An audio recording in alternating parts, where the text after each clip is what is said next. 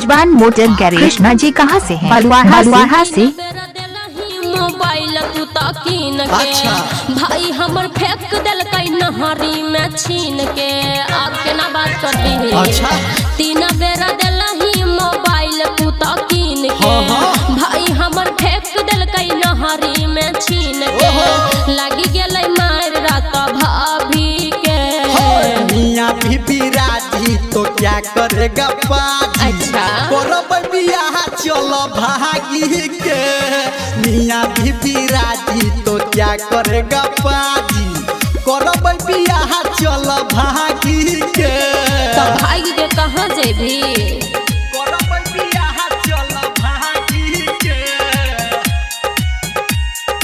मियां बीबी राजी तो क्या करेगा पाजी।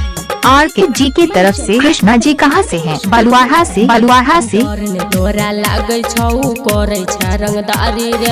बाप हमर दुल्हा बाबू खोजै छै सरकारी रे। गे जान हम पीछा नहीं हटबो। गे सोना हम सबके झटबो।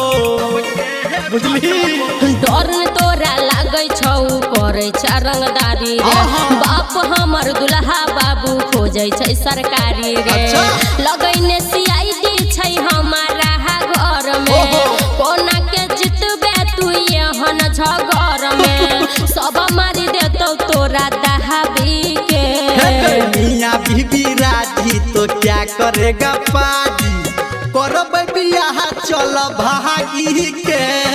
मियां बीबी राजी तो क्या करेगा पाजी। करब बियाह चल भागी के। तू साथ में। अच्छा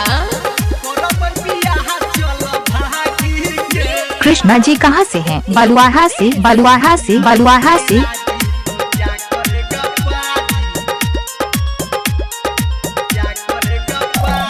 हम छी तोरा संग तू ताही खातिर कूदै छी। हमर मजबूरी दुख ने कनियो तू बुझै छी। आरके जी की तरफ से। तू एना नहीं बजही। गे सोना तू एना नहीं बजही। हम छी तोरा संग में तोए ताही लागी कूदै छी। हमर मजबूरी दुख ने कनियो तू बुझै छी। सुन धर्मेंद्र सोना के बोली। राइटर संटू चलाई देतौ गोली। कहे छियौ हम गाबी के।